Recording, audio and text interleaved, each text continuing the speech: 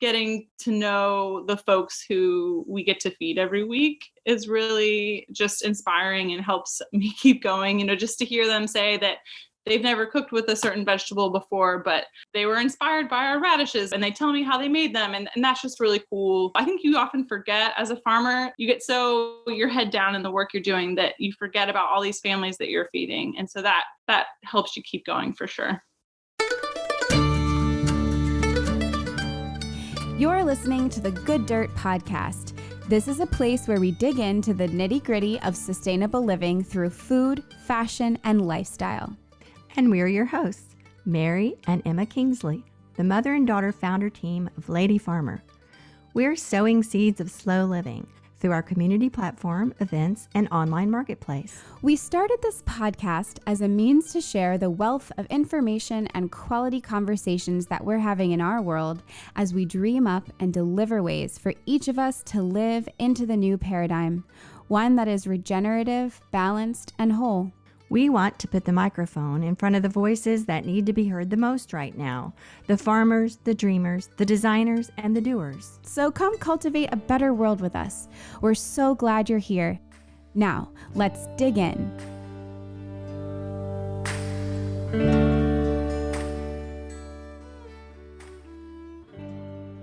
Good morning, Mom. What's going on? Oh, we're just loving summer so much over here. We've been picking strawberries, cooking on the grill, taking long walks, and I've been bike riding on the canal a lot. When it's hot, it's really fun to ride a bike because the wind is helping to keep you cool and the scenery's awesome.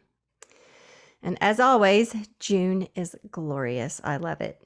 Yes, you always talk about how much you love June. It really is special, especially out at the farm. I've been seeing you've been doing a lot of bundle dyeing. Yes, I'm getting ready for the Slow Living Intensive on June 19th. It's been so much fun just walking around the garden and seeing where to make color. It's like you see things with even newer eyes. Usually, what's growing, how's it coming along, does it need weeding? But it's really fun to walk through and just say, what will make color?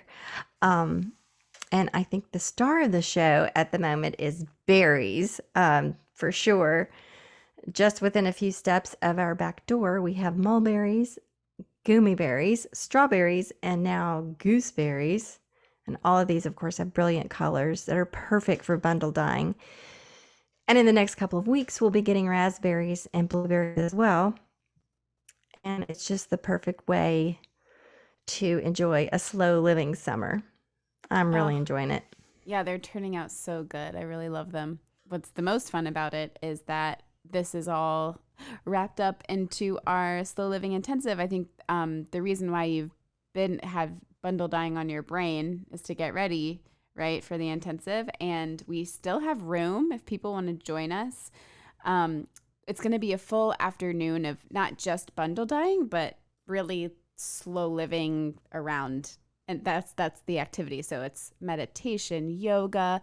We're going to chat a little bit about natural dyeing, how you do it, things you need, other resources for not just bundle dyeing, but the activity is going to be bundle dyeing. And so it's going to be a full afternoon, but it's really designed to be slow and relaxing and restorative in body, mind, and spirit, and a chance to welcome in a new season in so many ways. It just really feels like we're turning such a corner here as we go into summer. Yes, and this is just one example of how we try to guide our followers in slow living through the seasons. And that brings us to the other current announcement, and that is that the Almanac is now open for enrollment for the summer season 2021. Yay! So if you've been around here for a while, you might know about the Almanac. It's our online membership platform. It's a place for all the Lady Farmer Network to connect and engage with one another in a place that's off Facebook or Instagram. It's so nice to have that really private, designated space that's really just for all things slow living and sustainability without all of the noise. We've really enjoyed it. It's quite the respite. We also have a book club in there, and we my mom and I and our small team, we work so hard to bring you activities and resources and articles, and I create a seasonal playlist, and it's just like, it's like a big fun package surprise box of all kinds of things to like engage with and learn from throughout the season. So it really is like your guide to your slow living through the seasons. And we only open 4 times a year at the start of a new season. So we hope that you join us for the summer. And I will add that, is this our 3rd season? We started it winter. with the winter solstice. So we're now moving into our 3rd season. Yeah, and just a reminder, when you join, you get all of the past content and recordings of all of our gatherings and workshops and events. And so there really is a lot in there waiting for you. We do hope you join us. That's open through the solstice. So we'll close enrollment on June 21st so that we all are there together to experience the summer. And then we'll open again in fall. So how do they join if they want to? Oh, that's a great question. The link is on our website, ladyfarmer.com. If you click on community, it's also linked in our Instagram profile. You can sign up for a monthly membership or a yearly membership. Yeah, and you can also get the information through our newsletter if you're not already signed up for the newsletter. Yeah, so let's get into this week's episode. I'm so excited about it. Yeah. Today we have Michelle Aronson of Farmbelly. Michelle is your regular suburban girl growing up in the 90s who in a roundabout way ended up farming and teaching cooking classes. I loved hearing her talk about her journey and her mission to make farm fresh food accessible and less intimidating for folks and to help everyone get a farm belly. You get to hear what a farm belly is. And speaking of Farmbelly, this isn't actually what it means, but since we recorded this conversation, she has now announced that she's having a baby. So that's super fun. So Michelle's having a baby in October, and a few things about this conversation. She chats about how they had a pre-order farm stand model for their farm, but because of the baby and lots of other things, they are transitioning to a CSA model for this year. So in this conversation, you'll hear her talk about and why they're not doing a CSA. But just a quick update for 2021, they are doing a CSA. So yay. And as far as her cooking classes, we checked back in with her now that things are opening up again. She has not scheduled any in-person cooking classes yet, but she did want us to tell you guys about her Farmbelly Club community. Every Friday, she hosts a virtual farm walk where she walks the farm and shows folks all kinds of growing tips. And she also hosts many virtual cooking classes every other week. So you'll definitely want to tune in to what Michelle has going on at Farmbelly now. Yeah, and we hope that this episode inspires you wherever you are in your farming, cooking, or journey. And certainly, if you're in the Raleigh-Durham area, we hope you will look up her farm and see what she's up to.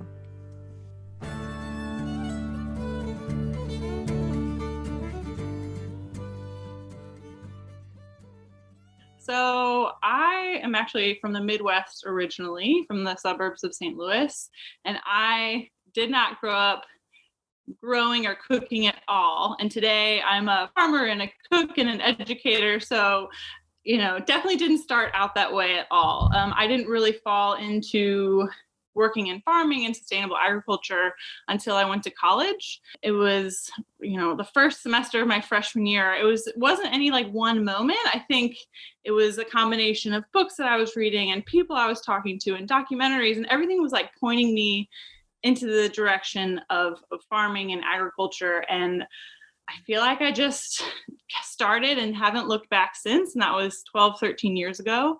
So I started getting involved with agriculture and farming in college, and actually helped start an educational farm for the university. I went to University of Virginia in Charlottesville. And because I just felt like there wasn't, UVA is not an ag school, at least that's not the focus. And so I felt like we were missing a place where students could go to really dig in and learn about food and farming with their hands. And so I helped start this farm and actually got to manage that farm after I graduated. And that was just an amazing opportunity. And I loved every second. But through that, I realized that I still didn't know how to cook anything that we were growing there. And I just like literally all I was making were like egg scrambles, like literally just throwing whatever vegetables I had into a pan with a few eggs. And I was like, this doesn't feel, I feel like I can do more with all this amazing produce that I have. So I learned about this place called Ballymaloe, which is a farm-based cooking school in Ireland, which I feel like isn't as well known in the United States, but it's this incredible, it's a 100-acre farm on the coast of Ireland. And the program I did was 3 months, but they have shorter courses as well. And the focus is just cooking fresh, seasonal, incredible produce and, cheese and mushrooms and meat from other producers in the area. And that's really the focus of the culinary school. And that's kind of from a farming background. I wanted to go to a school where that was the focus, the ingredients that we were working with, not necessarily is my dice the exact perfect size. And so I just had an incredible experience there and really just feel like I finally had the confidence to cook the food that I was growing.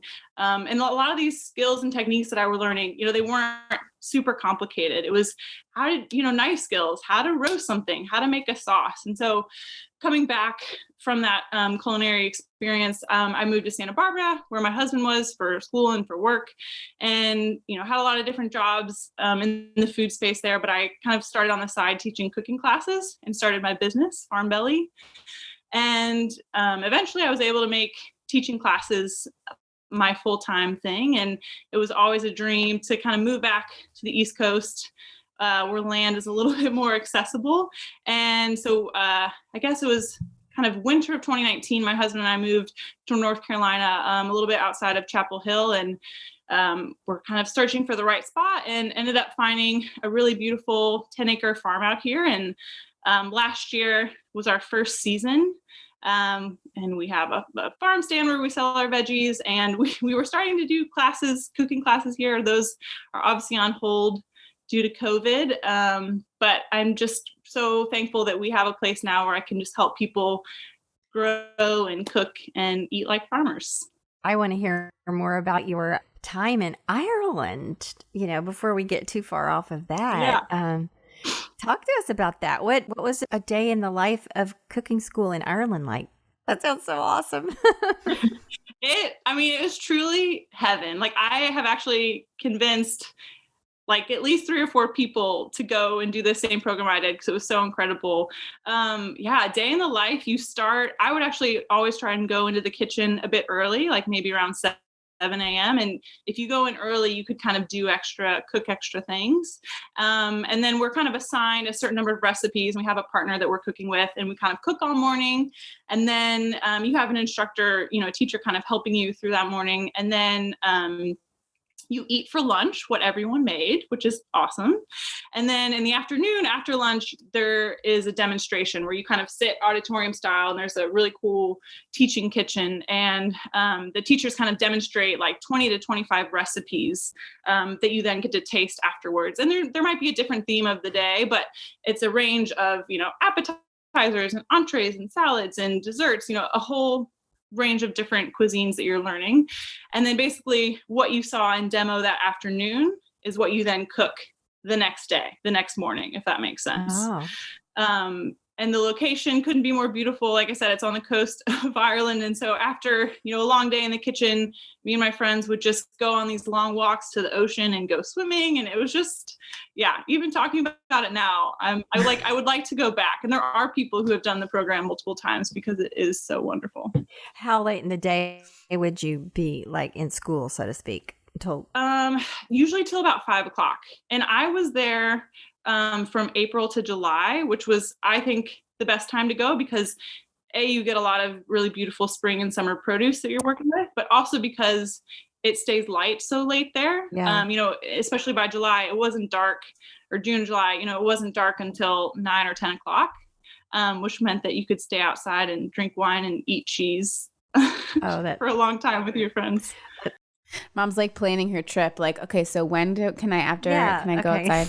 Like I'm Googling the website. I would love to just say one more thing. Dorena Allen is the woman who started Ballymaloe with her husband, Tim, and it's a family affair. And there's just such an incredible place where they truly care about their students and they want to see their students succeed. And they really help you pursue whatever you're interested in the world of food. If you're into styling or, you want to work in a restaurant as a chef or, there's so many different careers in food. And I just think they do a really great job of showing you these different options and supporting you. Or even if you just want to go and have fun and learn some skills, you don't have to go because you want to have a career in food. But I just think that they're incredibly supportive of your dreams and help you achieve your goals. What did you feel like your focus was? Just how to cook fresh farm food, basically? Yeah, I think for me, because I did not grow up having any cooking skills whatsoever. I made scrambled eggs in the microwave growing up to give you a bit of a baseline of where I started. So I think for me, it just every day was like a whole new world was being opened up, and it was almost like learning a new language. And so I was really starting from scratch there. And then you came away from that. Is that like when you started Farmbelly was after that? And are you still doing Farmbelly? And like, tell us about that. Yeah. So I actually came up with the name Farmbelly when I was at Ballymaloe. And to me, a Farmbelly is like that feeling you have after you've had just like a really delicious, nourishing meal, either by yourself or with friends. And it's food that you've either grown yourself or the hands that prepared it or grew it. And you're just so satisfied without feeling, sometimes when you have a meal and you just it was really good in the moment, but then afterwards you feel like a little sick. So this is not that. This is like at the end of a meal and you're just so nourished and just filled with joy and you just feel connected with the food that you've been eating. So that feeling to me is having a Farmbelly. And so, yeah, I kind of came up with that name in culinary school. And I think my personality is not well suited to working in like high stress restaurant kitchens. But I knew education was something that I've always been really passionate about. So I think I pretty quickly realized that teaching cooking classes was kind of the route I wanted to go. When I hear the word Farmbelly, it makes me visualize all the great, this is kind of weird, but all the good bacteria that you get from fresh farm food that's in your belly. And that's probably why it feels so good. Like that feeling is probably from all the good microbes and all that stuff going on. That's so cool. I do that feeling is so real, and I love that. That's where that comes from. That's and the so opposite awesome. of the feeling is so real too. Like if you were eating bad food and that's and you don't feel so great. There's a reason for that, and I think more and more people are becoming aware of that, like how the food makes you feel. Which brings to mind. I was going to ask you. You say you grew up. You're with the microwave and processed foods and all. And so since you've been working in the food world for several years now, I thought you might talk to us about food culture and how you think it's changed from when you were a child growing up and since you've been in school and what you're seeing now in your business and the interest people have in it. Yeah, definitely. I feel like I'm like a classic suburban child of the 90s. Like when I was growing up, like I just feel like there wasn't as much awareness or just like resources or information around healthy eating. And so like it was totally normal to eat Kraft mac and cheese and Hamburger Helper and fast food a lot of the time. And I do want to say I'm so grateful that I grew up in a family that really valued like sitting together around a table every night. Every weeknight we would sit down for dinner together, and on weekends we would get together with my grandparents and extended family. And I think growing up, like it was less about the food we were eating and more about just this like time being together.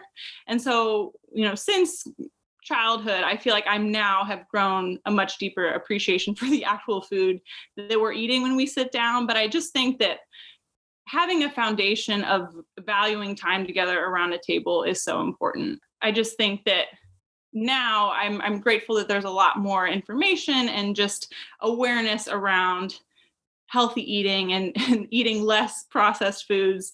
But I just hope that at the end of the day, just the act of sitting down together is what is really valued. And I know, especially in this past year, it's like a lot of families and individuals are just really strained, and, they're maybe lucky to be able to sit down together at the table. And so if that means eating, Kraft mac and cheese that night, I think that's okay.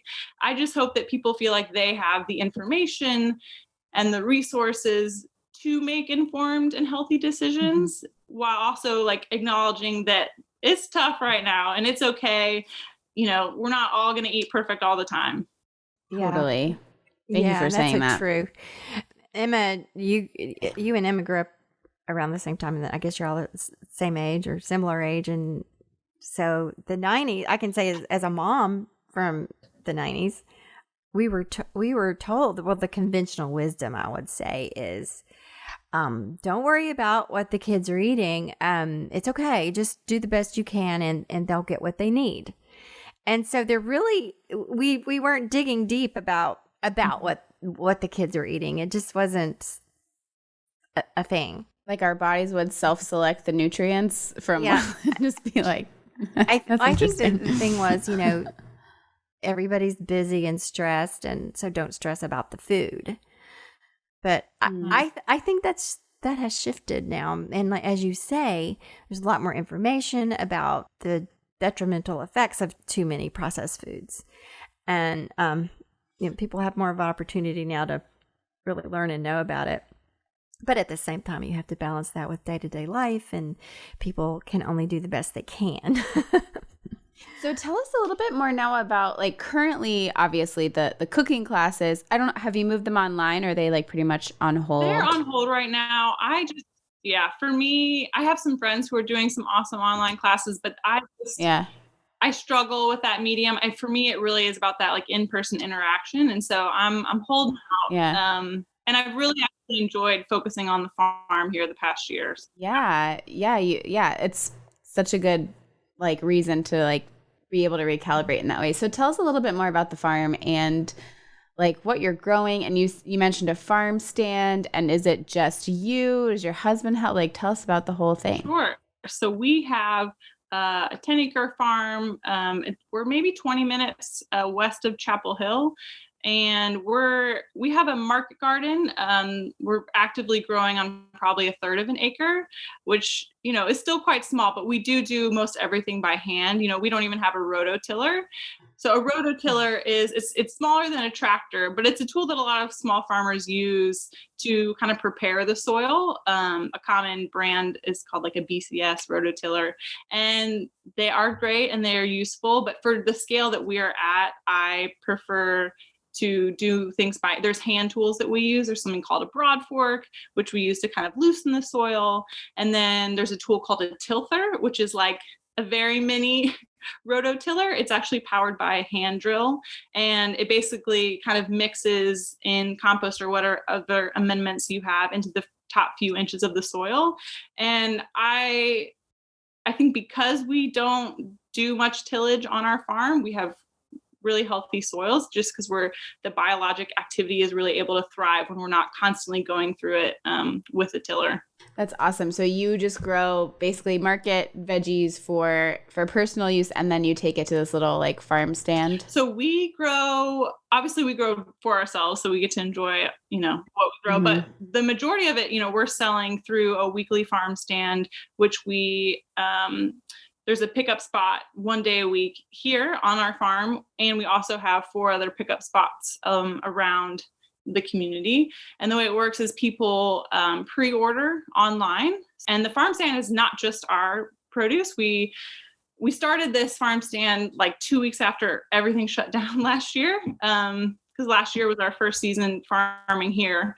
And so I recognized that there were a lot of other producers in the community who had lost markets for their products. So I called up folks who, grew mushrooms or honey or flowers, and I was able to offer their items through the farm stand as well, just as a small way to help kind of promote their goods to the community. And it was a hit from pretty much week 1, which was amazing and a little overwhelming. And pretty much every week we ran through December of last year, and we sold out most things every week, which was amazing. Wow. So it's not a CSA. It's kind of in between like just showing up at a farmer's market and a CSA where people can place orders weekly, but they're not like committed to you for an entire season. Right, exactly. And we might eventually, move to a CSA model, but especially in the first year, I didn't want to have a certain number of people commit and then suddenly, things weren't growing here for our first season. I just didn't want to, be on the hook for that. So the farm stand model was a great way for us to get started. And I do think people like being able to choose exactly what they get every week. So it was your first growing season. So, so many of the CSAs and buying clubs around here experienced a big surge with all the interest in farm grown food. So boy, your timing was really good.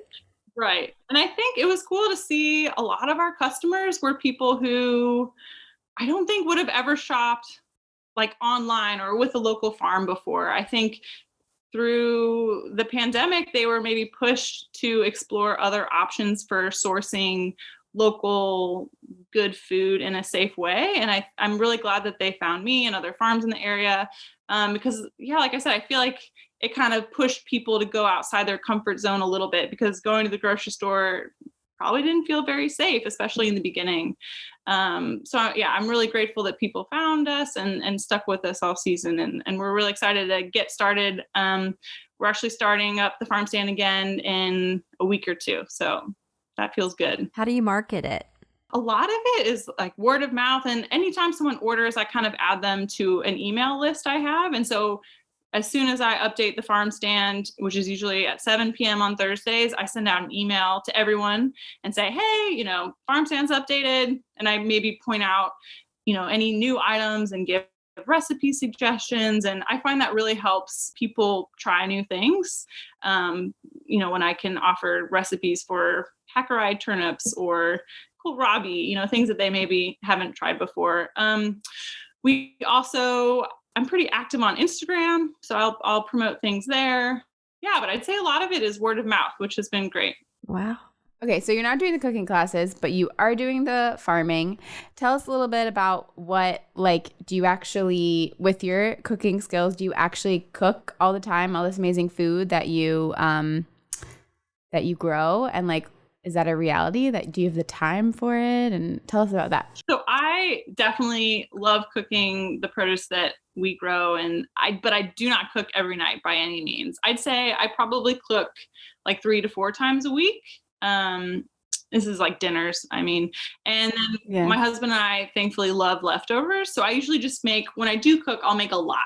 And then, we eat it for the next 2 days. And, but my style of cooking and the style I try and teach, and I feel like what I learned a lot at Ballymaloe is that when you start with really good, freshly picked ingredients, you really don't have to do that much to make food really delicious. A simple green salad with a homemade vinaigrette, roasted potatoes with a little olive oil and salt and pepper, and maybe a good roast chicken. Those are the sorts of meals that I make. I'm not making homemade pasta on the reg by any means, but I think I get the most just delight and enjoyment out of meals where I've just brought something in from the farm and wash it and saute it up or throw it in the oven and less is more sort of thing. Which is nice. Do you find it harder and more overwhelming to cook at different times of the year, depending on the harvest and how much work there is and stuff? Definitely the hardest time of year we're just coming out of. I find that February, March is tough because you're pretty sick of winter fruit, veg, and green things haven't quite come in yet. So that's a little tough. But other times of the year, I kind of love the challenge of, okay, well, we have an abundance of fennel. What do we make with fennel or cabbage or whatever it is? That's kind of what gives me inspiration. When I love cookbooks where it's divided by the vegetable, because that's kind of how I think. I'm I have a lot of spinach. What do I kind of go through my mind and what are my spinach, go-to recipes?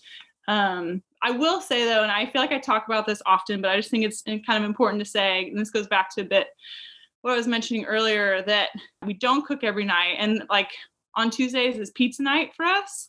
And quite often it's a frozen pizza. and I pair it with like an amazing Farmbelly salad. And those two things together with like a glass of wine are just the best, because Tuesdays are really, really busy. That's our farm stand day. And there's just nothing better sometimes than like a frozen pizza. And some days we do make it from scratch, and that's great too. So I do think it's all about balance. You know, you were talking about less is better, and it's so much fun to come in from the garden with all this stuff. Lots of times it's just about assembling more than cooking. It's just throwing things together, and it can be super simple, and maybe people get a little overwhelmed with the idea of cooking all the time when it's really just, I don't know, eating things super fresh doesn't always involve cooking or a lot of prep. Yeah, exactly. And that's where I am really excited to get back to teaching classes again, because I feel like what I really try to teach or focus on is techniques to help people utilize the ingredients that they have. So, let's teach some basic knife skills. Let's teach you how to roast, how to make a sauce, how to do these things, so that regardless of what's coming in, regardless of the season, what to do without needing like a specific, super detailed recipe. Are you starting to plant things now? Have you got seeds going and all that? Oh, yes. Oh, yeah. Yeah. Last week was a huge planting week. I think we planted at least 5,000 plants, and we have a lot of seeds in the ground. This is this like mid-March in at least in this area of North Carolina is like go time. So we have 2 caterpillar tunnels. Where we started planting in there in early February. And there's a lot of farmers around here who grow year round out of their tunnels, but I really need a break, from like December, January. So we don't grow necessarily fully year round, but we are able to start planting pretty early. So the things in the tunnel are pretty close to being ready for harvest. And you say is it you and your husband? And this is like your thing? My husband is definitely helpful for tasks that I just need some like brute strength. But it is mostly me out there. He has a full-time job. He's able to work from home, which is great. So when I do need him, I can pull him out. But for the most part, it is me. I do have a friend and fellow farmer who's here once a week for the full day. So we get a lot done on those days. And then I do have like a helper on farm stand days, just to help kind of finish washing, packing, and packing all the orders. But for the most part, right now it is just me. And I think that I love having help, but I did intentionally want the scale of our farm to be such that it didn't need more than 1 or 2 extra people to be able to manage it. Wow. Yeah. That's so cool and inspiring. I feel like I haven't met too many sort of one-woman operations. So that's so cool. I hope that other people that are listening to this can hear that it's possible. The lady farmer is doing it. Yeah. And I will say there's a really cool history of lady farmers on this property specifically. There's 2 other women, they're separate farmers, but in decades past have owned this property. Both of them were more livestock farmers. But they were the bosses. And I just think it's really cool. And I'm friends with them. They still live in the community. And I just love that this place has been run by lady farmers. That's so cool. Oh my gosh. That's awesome. I love that. Where do you find inspiration, and what keeps you going when it's really tough? Because farming can be really tough and monotonous. Yeah, that's a great question.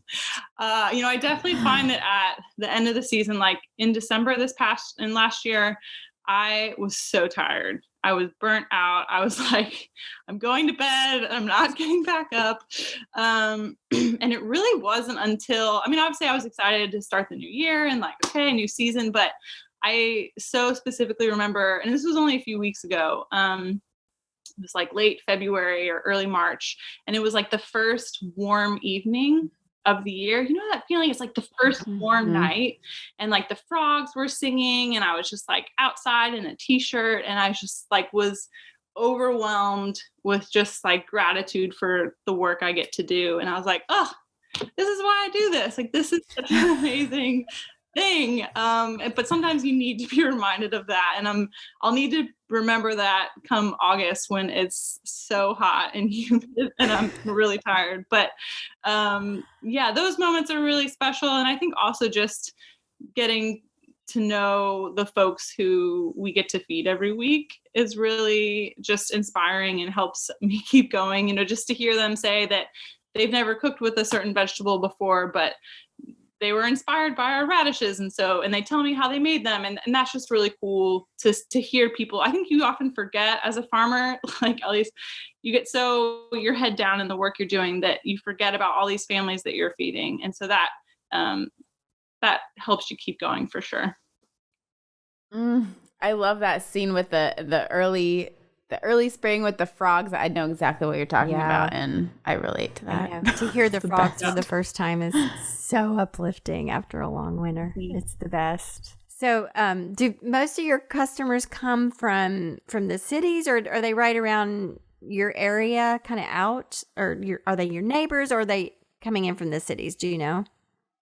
Yeah, there's a real mix. There's several folks who literally live down the road from us. And then there's, some people who will drive an hour to pick up. And when we first started, I only had a pickup option at our farm.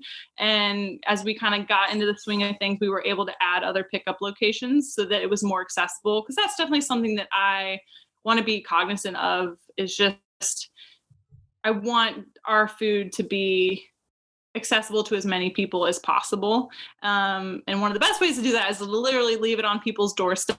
But that's just we're not able to do deliveries like that. So as many kind of pickup spots that we can have to help make it easier for people. I think that has really helped. But I'd say, some people are down the road. I'd say majority of folks live maybe 15, 20 minutes from their closest pickup spot. So you must have people helping if you're doing those multiple pickup stops. How do you manage that? The way it works out, well, I have one person who kind of helps me go one direction, and then I handle the deliveries the other direction. Yeah. You are a busy girl. Seriously. Wow. And when you start up the cooking classes, are you going to keep with all of this, or is it how's that going to work? That is a great question. I think the past year was a good reminder of the need to slow down a bit. I am someone who loves to work. I love what I do. And so I had a tendency of just packing every single day and every single weekend with events and classes and farming. And this time has been a reminder that I don't need to do all the things. And so, it probably will mean fewer cooking classes when we are able to go back. Maybe what used to be 1 or 2 a week might be 1 or 2 a month.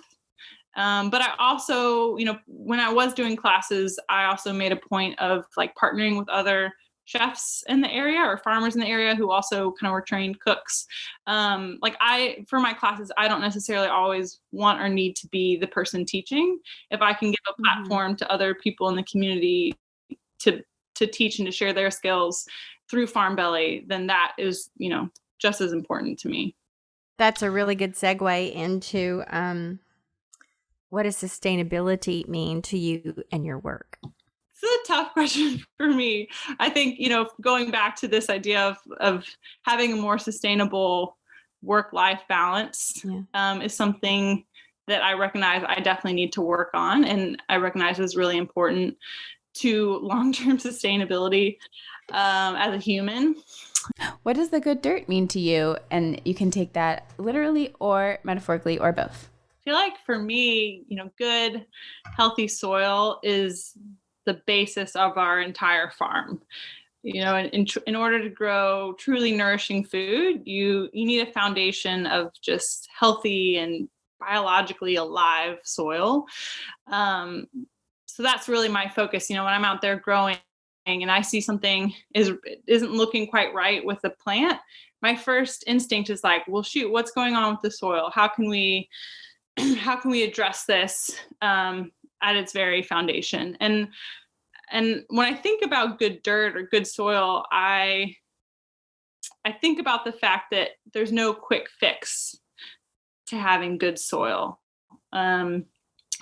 It's a lot of just time and intention that is required to build soil through just good farming practices and growing cover crops. And, it's not something you can just snap your fingers and suddenly have, healthy, thriving soil. You really have to work at it. And I feel like, my role here on this land is to be a good steward for the next generation or for whoever's here next. And, I mentioned before that I feel really lucky to have be following in the footsteps of other female farmers on this piece of land. And I'm really grateful that they had cattle and livestock grazing in what are now our garden beds, and they were creating this amazing fertile soil for us. And I feel like it's my responsibility to continue that and to leave this place even better than we found it.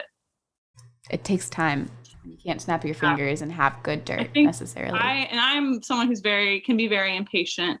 And I think just like our culture today is based on like instant gratification. And I think that's one of the reasons why I love farming and even cooking. Like good cooking, while can be simple, sometimes like takes time. Like a good braise takes some time. And I think it's a good practice in just patience, and that often good things come with time. That's a great answer. Yeah, that's so lovely. Is there anything else that you want to say about your work and that you want to leave our audience with, what you want people to most understand about what you do? I want to help empower people with the skills and the confidence to grow and cook and eat like a farmer. And that can be whether you live in a studio apartment in New York or in the suburbs or out in the country.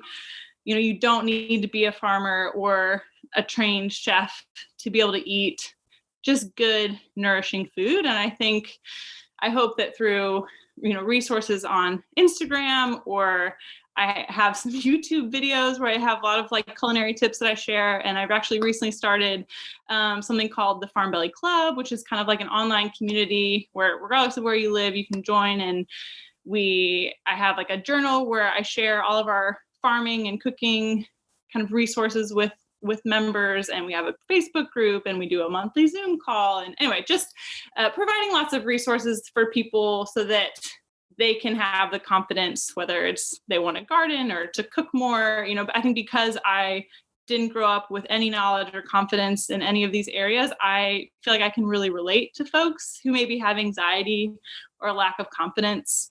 So I'm just trying to bring the joy back and growing and cooking and eating good food. That's wonderful. And that's a great segue to tell us how people can find you and follow you and join your cooking classes if they're in your area, and tell us all about that.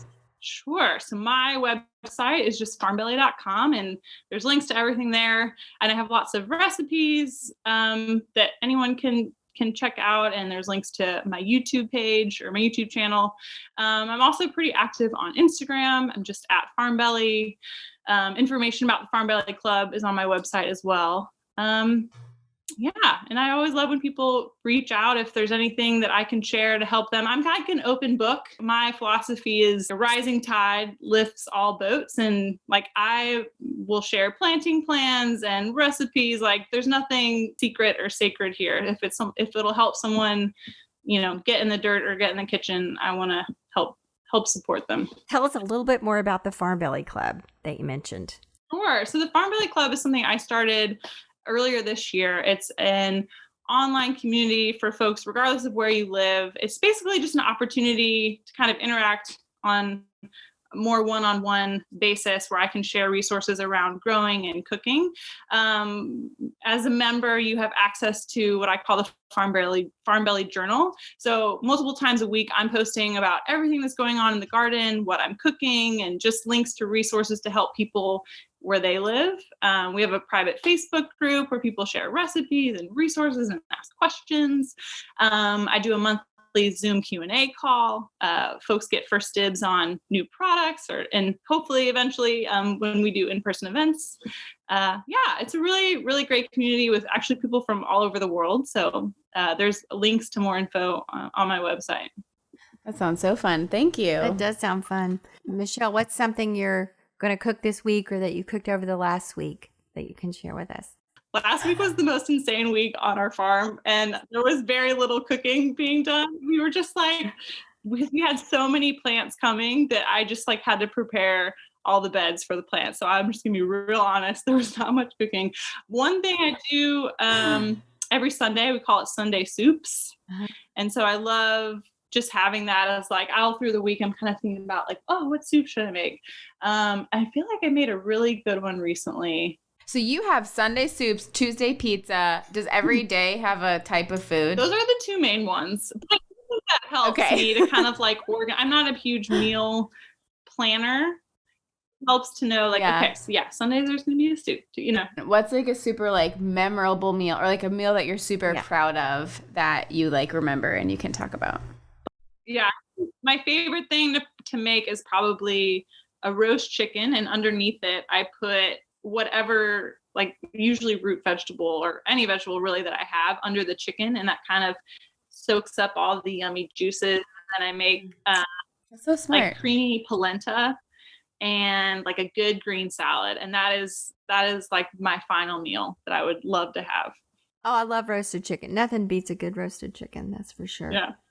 Do you how do you prep it before you roast it? Do you like salt it up and leave it in the fridge, or just do you do nothing, or what? If I remember, which I usually do, I will salt. I'll get it out and I'll kind of pat it dry and I'll salt it, and then put it in the fridge, bring it out, and then pat it down with a paper towel to kind of get any moisture that's come off. And then if I want to add any other spices, and I usually will stick some aromatics and a lemon kind of in the cavity. Do you have like a trusty meat source around you for your meat, your chickens? Yeah, we have an amazing butcher like 4 minutes down the road, and lots of other great meat farmers in the area. We get our meat from like CSAs, and like I'll go to Whole Foods and like try to find the most local farm in the butcher cabinet, but the butchers are few and far between. It's hard. Yeah.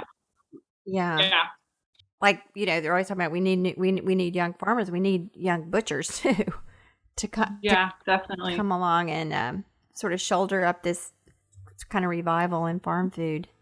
Thank you so much for coming on today, Michelle. This has been such a pleasure. I'm so happy to finally meet you. Yes, thank you so much. I have loved chatting with you both. Yes, and thanks for being such an enthusiastic and successful farmer.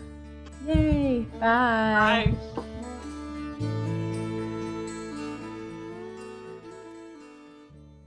I really admire Michelle. She's so earnest and hardworking, and she's so committed to what she's doing. And I just really appreciate her work as a lady farmer and teaching others about healing the earth and healing themselves with real food, and healing her community with bringing that to people. It's just really an inspiration. Thank you so much, Michelle. Thanks for tuning in to this week's episode of The Good Dirt. We're here every Friday, and if you're new to Lady Farmer, make sure you give us a follow at We Are Lady Farmer on Instagram. Also, we have a newsletter and an online community, as we mentioned in the intro of this episode, called The Almanac. Enrollment is currently open for the summer season, and we hope you'll join us. If you enjoyed this episode, it would really be great if you'd go in and write a review, share it with others, and help us spread the word about The Good Dirt. So see you next week.